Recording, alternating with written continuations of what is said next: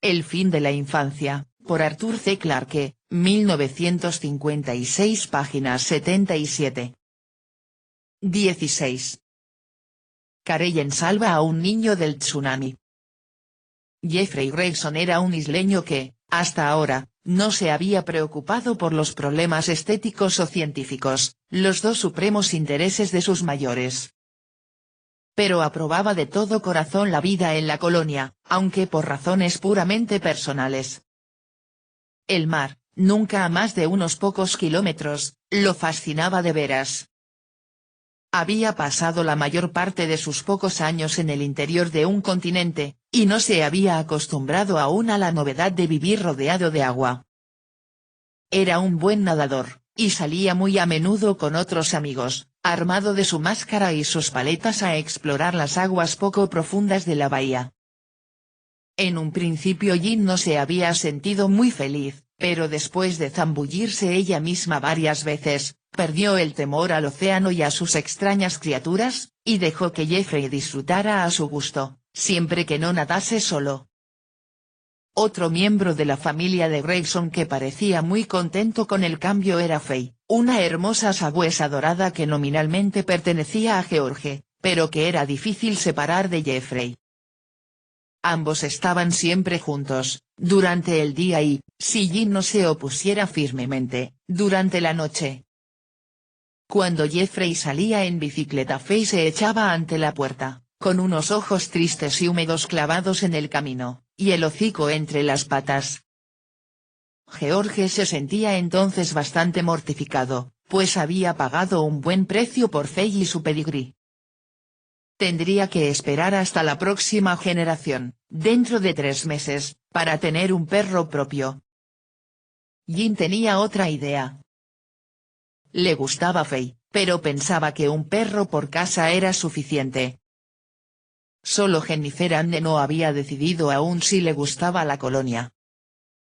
Esto, sin embargo, no era muy raro, pues no había visto del mundo más que los paneles plásticos de la cuna, y apenas sospechaba que existiese un lugar semejante. Los recuerdos no absorbían a George, estaba muy ocupado con sus planes para el futuro, y muy entretenido con su trabajo y sus hijos. Su mente no retrocedía casi nunca hasta aquella noche africana, y jamás hablaba de eso con Jean. Ambos evitaban el tema de común acuerdo, y desde aquel día no habían vuelto a visitar a Boyce, a pesar de sus repetidas invitaciones. Lo habían llamado varias veces al año, excusándose siempre, y últimamente Boyce ya no los molestaba. Su matrimonio con Maya Rodrigues, ante la sorpresa de casi todos, parecía más floreciente que nunca. Luego de aquella noche, Jean perdió todo deseo de investigar los misterios situados en las fronteras de la ciencia. La ingenua curiosidad que la había llevado a relacionarse con Rupert y sus experimentos se había desvanecido. Quizá estaba ya convencida, y no necesitaba más pruebas. George prefería no preguntárselo. Era posible que los cuidados de la maternidad le hubiesen hecho olvidar esos intereses. No había que preocuparse, se decía George, por misterios irresolubles. Sin embargo, a veces se despertaba en medio del silencio de la noche, y se ponía a pensar. Recordaba su encuentro con Han Rodrigues en la terraza de la casa de Rupert, y su corta conversación con el único hombre que había logrado desafiar la prohibición de los superseñores. Nada en el reino de lo sobrenatural, pensaba George, podía ser más extraño que este simple hecho científico.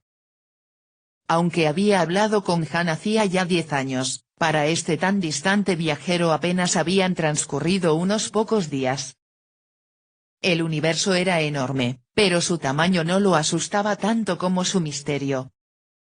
George no tenía la costumbre de meditar sobre tales asuntos, sin embargo, pensaba a veces que los hombres eran como niños que jugaban dentro de un parque, lejos de las terribles realidades del mundo exterior. Han Rodrigues, resentido contra esta protección, había escapado. Nadie sabía hacia dónde. Pero en este caso George se encontraba del lado de los superseñores. No deseaba de ningún modo enfrentarse con lo que acechaba quizá en esa oscuridad desconocida, en el borde del círculo de luz lanzado por la lámpara de la ciencia. ¿Por qué?, se quejó George, Jeff está siempre afuera cuando yo llego a casa. ¿A dónde ha ido hoy? Jean alzó los ojos del tejido, una ocupación arcaica que había sido resucitada recientemente con mucho éxito. Esas modas aparecían y desaparecían en la isla con bastante rapidez. Como resultado de esta locura particular, los hombres llevaban ahora unos suéteres multicolores, demasiado abrigados para el día, pero bastante útiles después de la caída del sol. Ha ido a Esparta con algunos amigos, respondió Jean, me prometió estar de vuelta para la hora de la cena. En realidad vine a casa a trabajar, dijo George pensativamente. Pero es un día muy hermoso. Me parece que iré hasta allí y me daré un baño yo también. ¿Qué pescado deseas? George nunca había pescado nada, y los peces de la bahía eran demasiado astutos.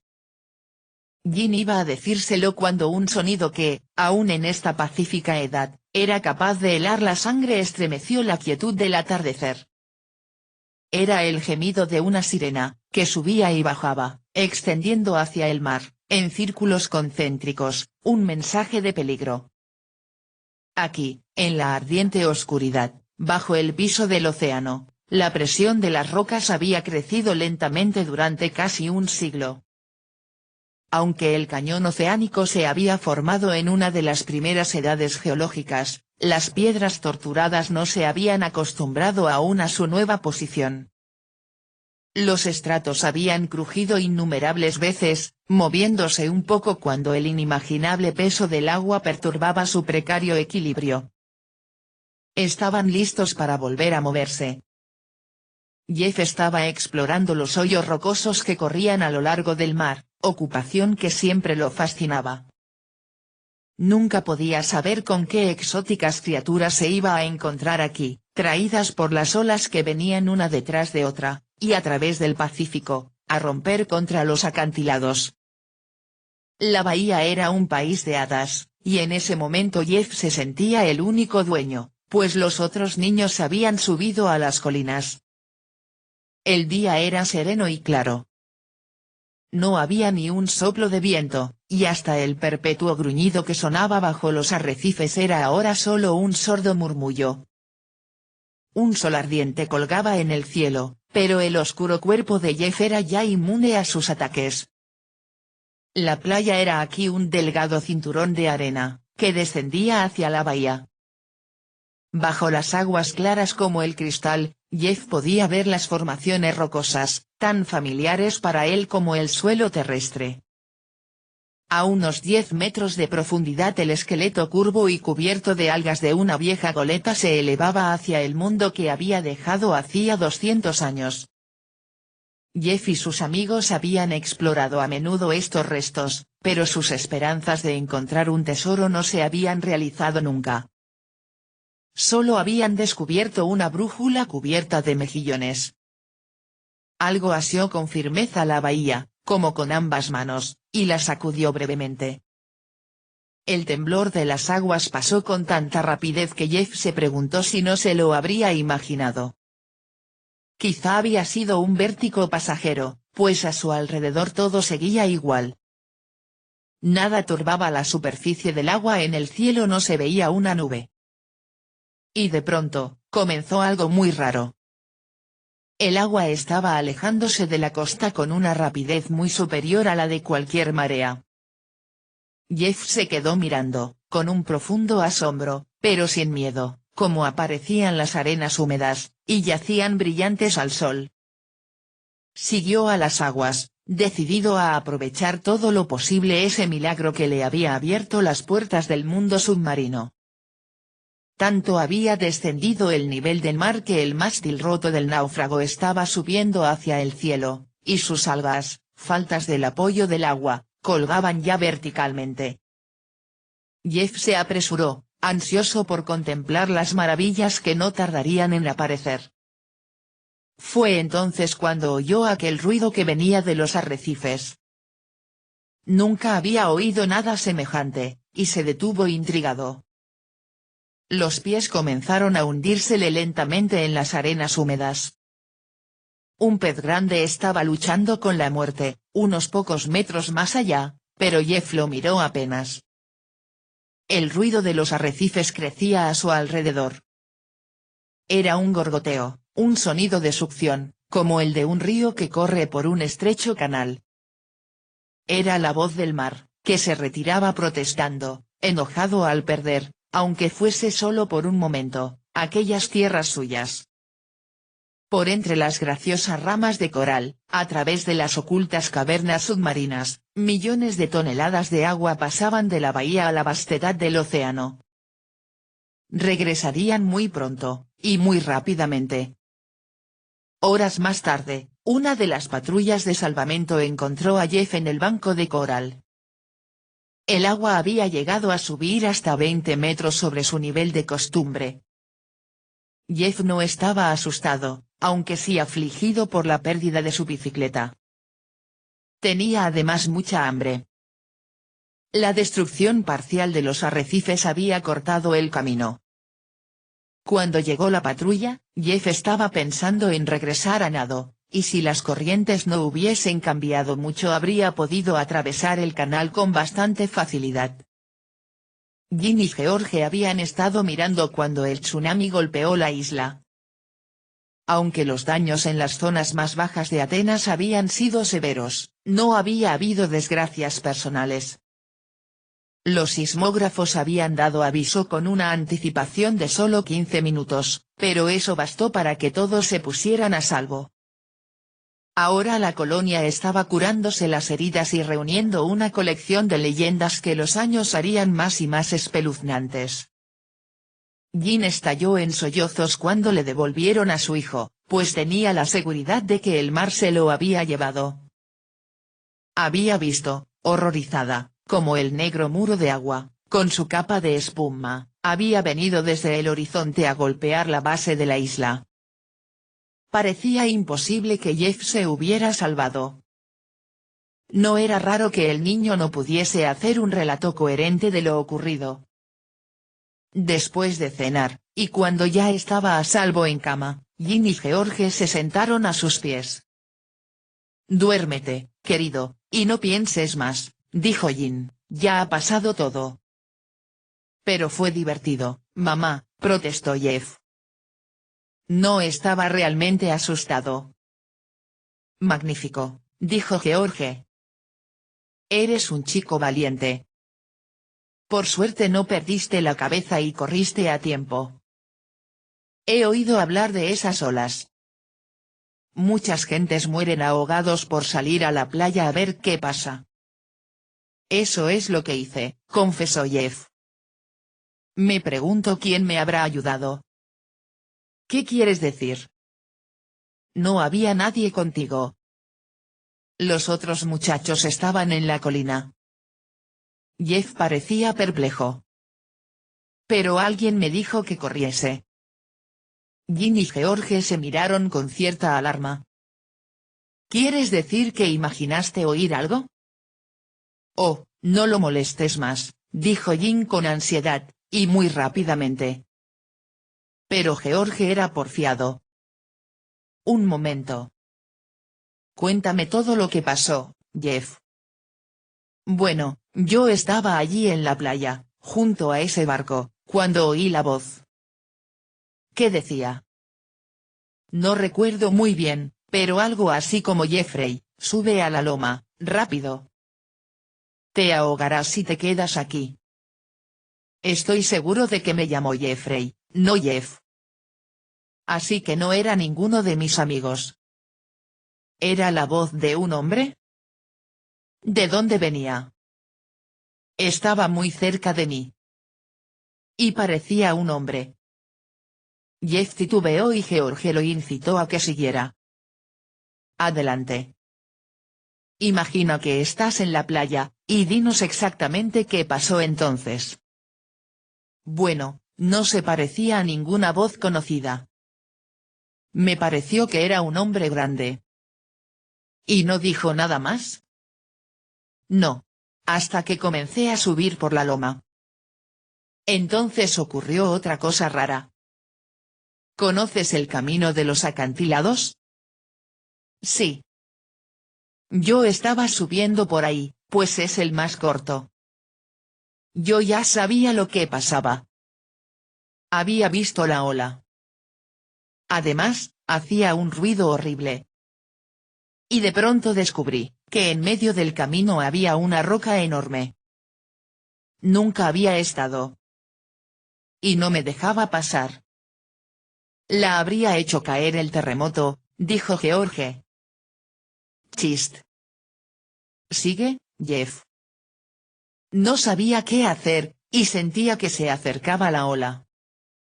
Entonces la voz dijo, cierra los ojos, Jeffrey, y ponte una mano delante de la cara. Parecía un chiste, pero lo hice. Y entonces hubo como un gran fuego, alcancé a sentirlo, y cuando abrí los ojos la roca ya no estaba. Ya no estaba. No. Así que empecé a correr de nuevo, y por eso casi me quemo los pies, pues las rocas del camino estaban terriblemente calientes. El agua silbó cuando llegó a esas rocas, pero ya no podía alcanzarme, yo estaba muy alto. Y eso es todo. Bajé cuando la ola se retiró. Entonces descubrí que mi bicicleta no estaba más, y que se había roto el camino de los arrecifes. No te preocupes por la bicicleta, querido, dijo Jin abrazando a su hijo. Te compraremos otra. Lo único que importa es que no te hiciste daño. No nos interesa saber cómo pasó. Esto no era verdad, por supuesto, pues la conferencia comenzó tan pronto como Jin y George dejaron el cuarto. No sacaron nada en limpio, pero la reunión tuvo dos consecuencias. A la mañana siguiente, sin decirle nada a George, Jin llevó a su hijito al psicólogo de niños de la colonia. Jeff volvió a narrar su historia, sin azorarse ante la novedad del escenario. Más tarde, mientras su paciente rechazaba uno tras otro los juguetes amontonados en otra habitación, el psicólogo tranquilizó a Jin. Nada permite suponer la existencia de alguna anormalidad. Tenga en cuenta que el niño acaba de pasar por una experiencia terrible, y ha salido de ella notablemente bien. Es un niño muy imaginativo, y quizá cree que dice la verdad. Así que acepte la historia, y no se preocupe si no aparecen otros síntomas. En ese caso llámeme enseguida. Esa misma noche Jin comunicó el veredicto a su marido. George no se mostró muy contento, y Jin atribuyó su preocupación a los destrozos sufridos por su amado teatro. Muy bien, se limitó a gruñir George y se puso a hojear el último número de la escena y el taller. Parecía como si hubiese perdido todo interés en el asunto, y Jin se sintió molesta. Pero 3 semanas más tarde, cuando se reabrió el camino, George y su bicicleta se encaminaron hacia Esparta. Trozos de coral cubrían las arenas y había un hueco en la hilera de los arrecifes.